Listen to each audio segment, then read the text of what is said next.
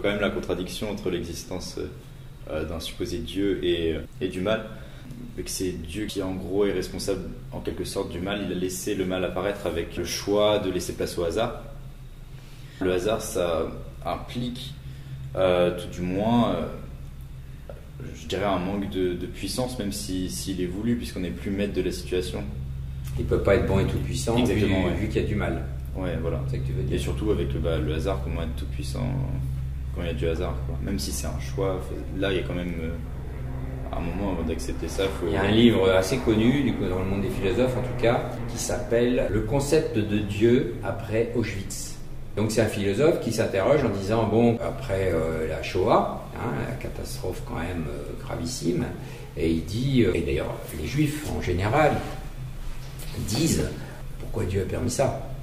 Donc si Dieu est tout puissant, pourquoi est-ce qu'il a permis un tel mal? Parce qu'il y a des gens qui sont peut-être responsables du mal, on comprend qu'il leur arrive des conséquences, mais il y a aussi des enfants, des innocents, des femmes, des gens, tout le monde indistinctement.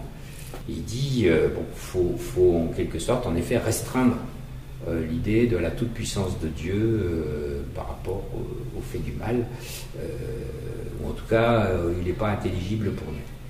C'est une des grandes questions par rapport à Dieu, du fait qu'on est libre, on peut faire des tas de choses mauvaises, et du coup, si Dieu a permis ça, c'est une certaine impuissance.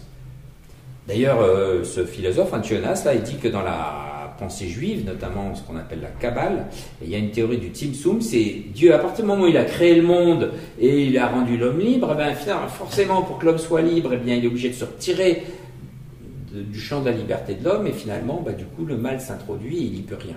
Et quelque part, une impuissance de Dieu qui résulte du fait qu'il laisse le champ libre à l'homme, ce serait l'expression, et donc, au fond, c'est ton argument.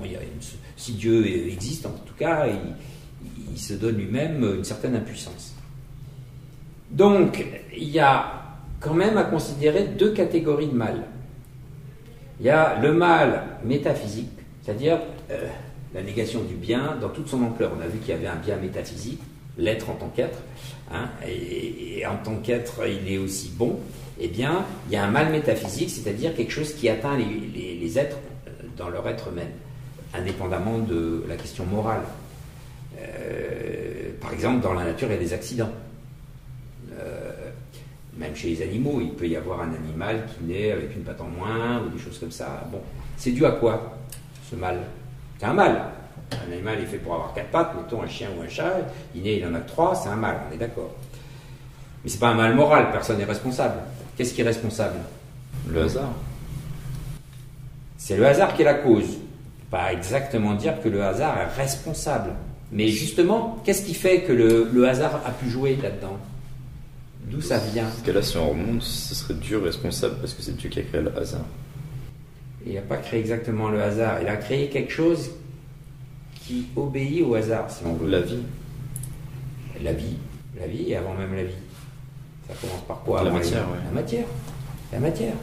Et les physiciens qui étudient la matière aujourd'hui, ils sont arrivés à la conclusion qu'il y a du hasard intrinsèque aux éléments élémentaires de la matière, parties les plus ultimes, eh bien, elles sont soumises à un hasard qui est plus ou moins intrinsèque. La matière est quelque chose qui comporte une certaine indétermination. C'est d'ailleurs même la définition d'Aristote, c'est la matière, c'est ce dont les choses sont faites, et c'est la forme qui leur donne leur détermination. Par exemple, cette table, elle est, mettons, on va faire comme si elle était en bois, en fait ça doit être du plastique, et elle est une table, non pas par sa matière, mais par la forme qui fait d'elle une table. Une autre sera en bois, etc. C'est pas la matière qui fait la chose, c'est sa forme. Donc la matière, en tant que matière, comporte de l'indétermination. Donc les choses qui sont soumises au développement de la matière, disons à l'évolution par exemple, mais même à la reproduction, eh bien vous savez bien que les phénomènes de la reproduction comportent du hasard, et donc des accidents possibles. Donc du fait que la matière comporte de l'indétermination, il y aura des accidents. Qu'est-ce qu'on peut dire à ce moment-là? D'accord, Dieu en est responsable, mais alors est-ce qu'il fallait qu'il ne crée pas la matière, du fait que dans la matière il y a l'indétermination? Moi je pense que Dieu il voit plus grand. Il pense que ça valait le coup de faire des êtres matériels, même si la contrepartie, c'est que la matière comportant de la détermination, donc du hasard, eh bien, il y aura des accidents. Et donc quelque chose qui, d'une certaine façon, est un mal, mais qui est un mal inhérent à la nature matérielle des choses. Alors, ça nous fait sentir ce qui va être le principe le plus important. On va le retrouver tout le temps, mais on peut déjà l'énoncer.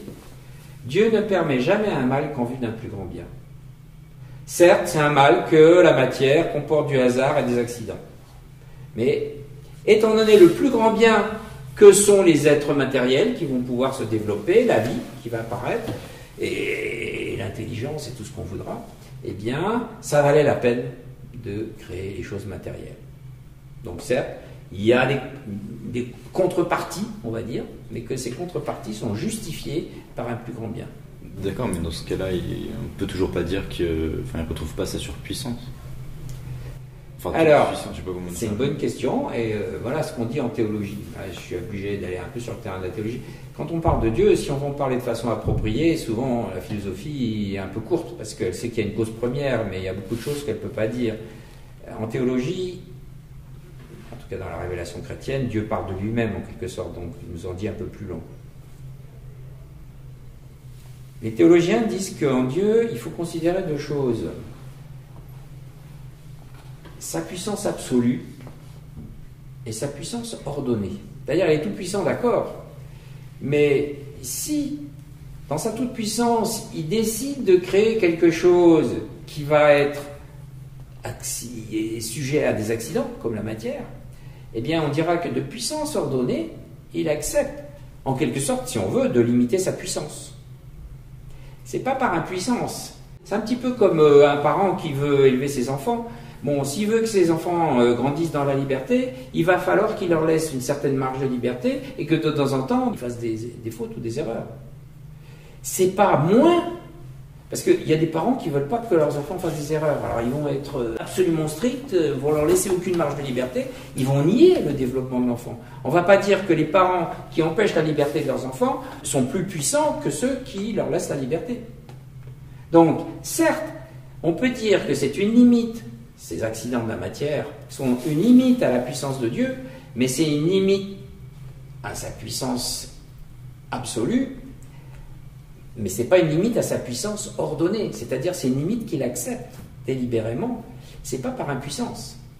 C'est par une puissance assez grande pour savoir qu'au bout du compte, il y aura un plus grand bien qui va sortir de ce mal. Dieu ne permet jamais un mal qu'en vue d'un plus grand bien, et c'est là qu'est sa puissance. C'est pas qu'il ne permet aucun mal, c'est qu'il ne permet jamais un mal qu'en vue d'un plus grand bien, même au niveau de la matière et du hasard.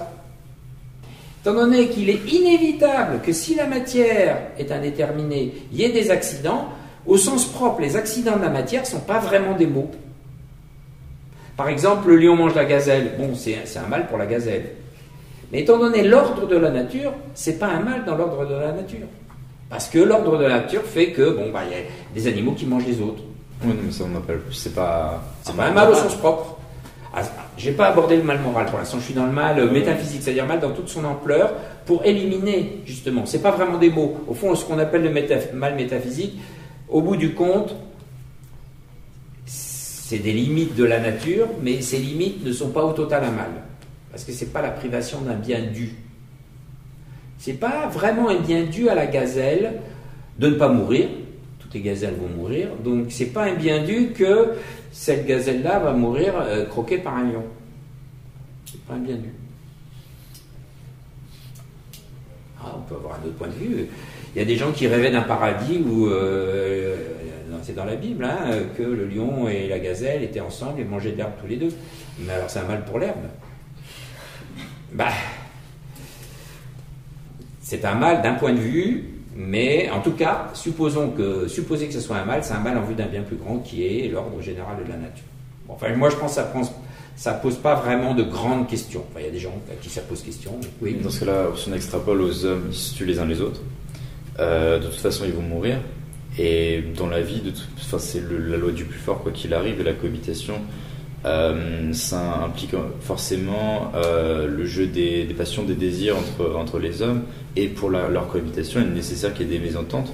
Et donc du coup, tuer quelqu'un d'autre, ça ferait partie de ces mésententes, ce serait pas non plus la privation d'un bien dû.